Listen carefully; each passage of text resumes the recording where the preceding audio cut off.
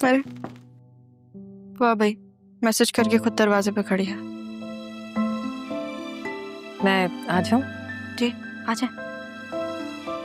ये मैं आपके लिए लाई हूं। Thank you.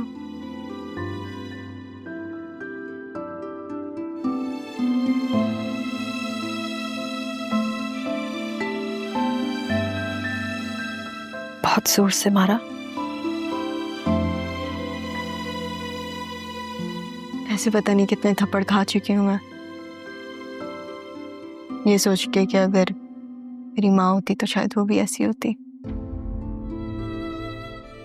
कोई बात नहीं, वो तो तुम्हें कभी भूल से भी ना मारती। आप जानती हो उन्हें?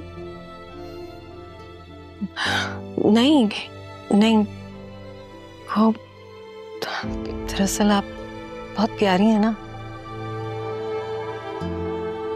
मामी को तो जहर लगती हूँ मैं।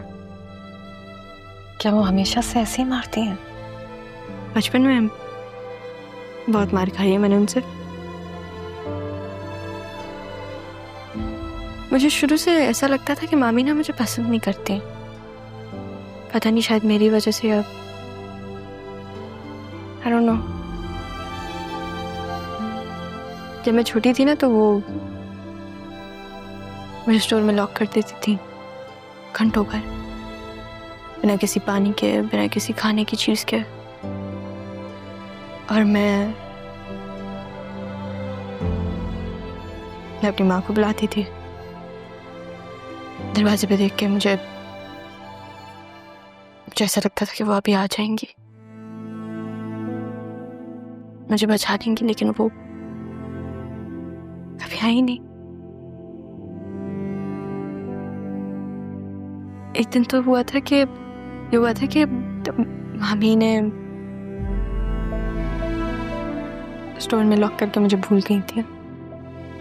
तो जब मामा जान और नाना जान आए तो वह इतना रोई, घंटों भर वहां थी, और मैं अपनी माँ को बुला रही थी और वो नहीं आई। उसके बाद मैंने उनको नहीं बुलाया।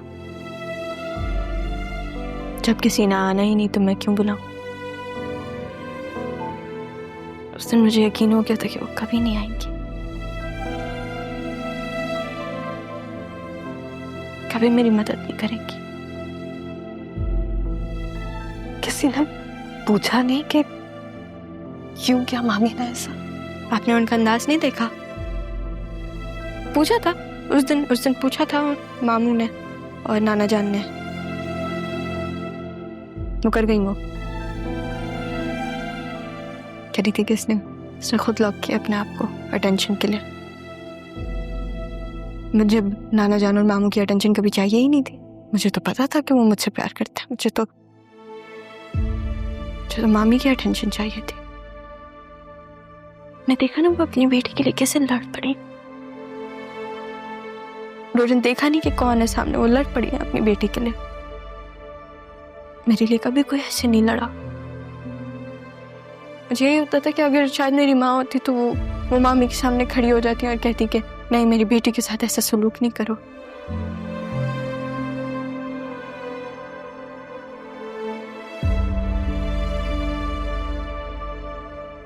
आपको आपकी बेटी की याद आ रही है? आप बताएं मुझे, कहाँ है वो और कैसी है? बिल्कुल आप जैसी हैं? सवाल पूछूं आपसे? 100 पूछो। आप तो मुझे काफी एजुकेटेड लग रही हैं। आप में और ज़ैनबी में बहुत फर्क है। मेरा मतलब कि आप लोग जैसे बात करते हैं, जैसे उठते बैठते हैं, उसमें बहुत फर्क है। वो ज़ैनब को पढ़ने लिखने का ज्यादा शौक नहीं था ना। हालांकि उसने भी ग्रेजुएशन की हुई है, कभी बताया नहीं उसने। नहीं, ज़ैनबी ने तो मुझे कभी भी नहीं बताया। तभी मैं कहूँ ज़ैनबी में इतना रख रखाव कैसे है? तालीम आपको दुनिया के बारे में बताती है, और शऊर आपको दुनिया में रहने का तरीका बताता है। मेरी बहन ज़ैनब बहुत प्यार करने वाली है, बहुत ख्याल रखा है ना उसने आपका। बहुत। उन्होंने ही तो पाला है मुझे। लेकिन मेरे मामू और नाना जान भी मुझसे बहुत प्यार करते हैं। शुक्र है अल्लाह का। आपसे एक बात कहूं? एक और।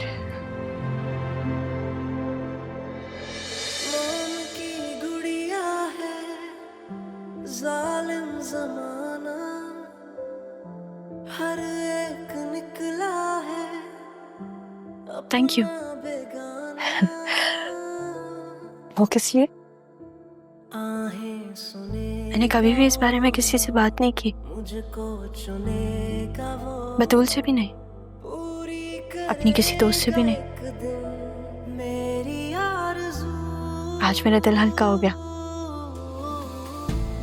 मैं आपको अपना दोस्त समझ लूं? माँ समझ ली।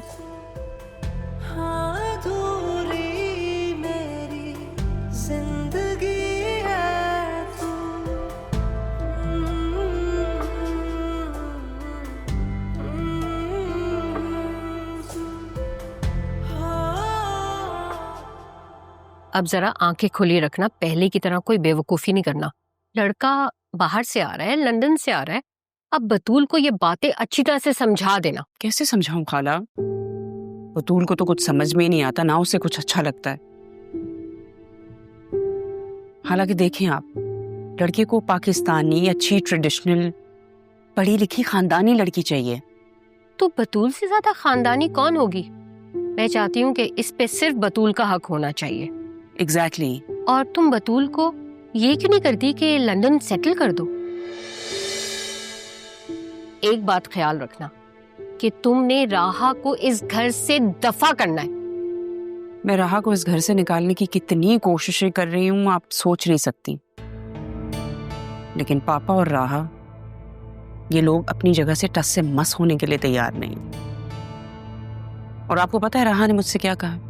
कहती है आप अपनी बेटी की शादी करवाएं ना, बतूल की शादी करवा दें। वो कौन होती है ये कहने वाली? समझाती ना उसको। क्या करे खाला, हमारी बतूल ने ही सर पर चढ़ाया हुआ है, उसके साथ मिल जाती है। माँ की तो वो सुनती ही नहीं है। ऐसे एक बात बोलूं कसम से, अगर राहा इस घर से दफा हो जाए ना तो मेरी जिंदगी सुकून में आ जाएगी। खास तौर पे मेरी बेटी के सर पे जो भूत है ना राहा का, ये उतरेगा।